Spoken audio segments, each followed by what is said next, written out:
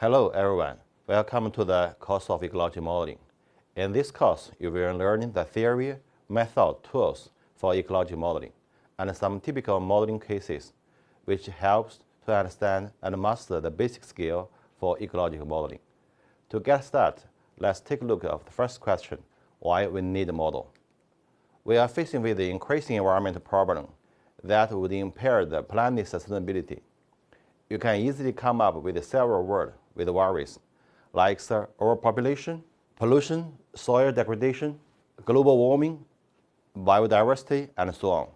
For a long time, human progress had been and still is equated to economic growth and expansion.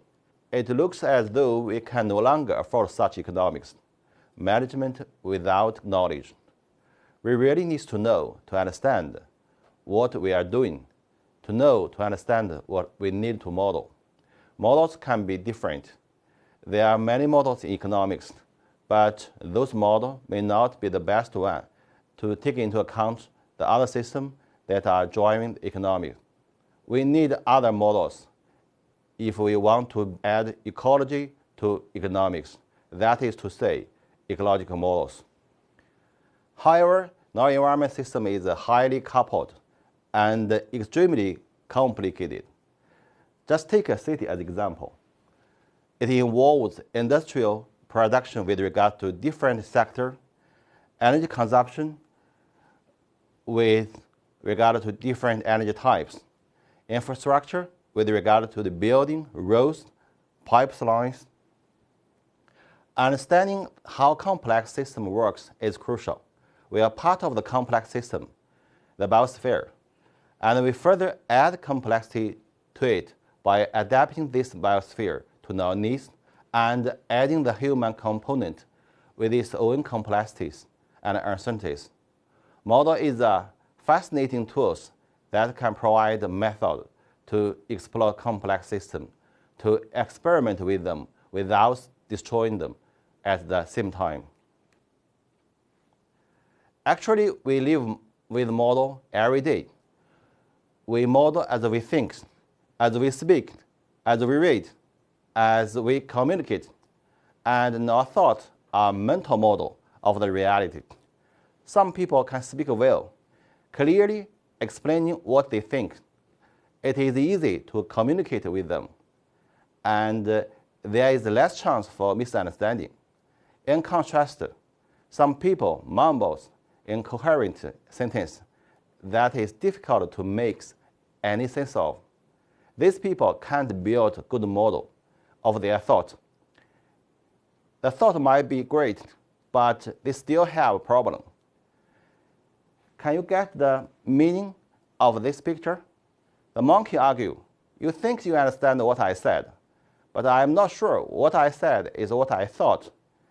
It looks confused, but it tells that all your things and all your communicating is the model of something.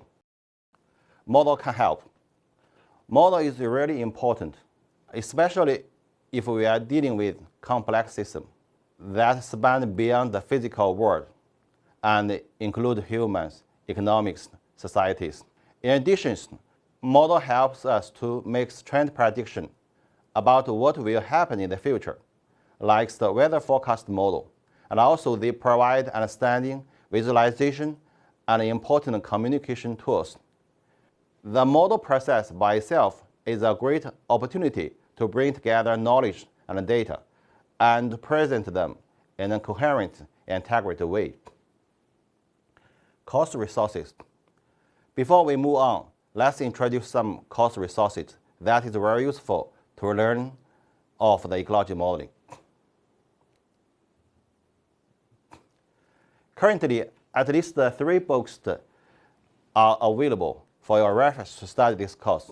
For instance, The Fundamental of Ecological Modeling by S.E. Jorgensen, Modeling the Environment by Andrew Ford, System Science and Modeling for Ecological Economics by Alex Voinov. All these 3 books have been translated into Chinese, which may be useful for Chinese students to check. It needs to be noted that all these books have their own focused For instance, the first books by the Jorgensen focused more on classical ecological issues, and the second and third are more similar, focused on environment issues. In particular, the third books have more content on social economic cases that are close to relevant to environmental concerns. Therefore, no course mainly takes the third books as textbooks and following the content in this book during the organizing the materials. The Chinese version of this book was translated by me. Certainly, I would encourage you guys to read the English version.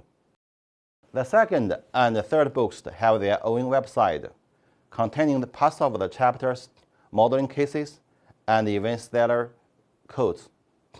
So you can download it and practice them on your computer. In all cases, we use Stella software as a modeling platform.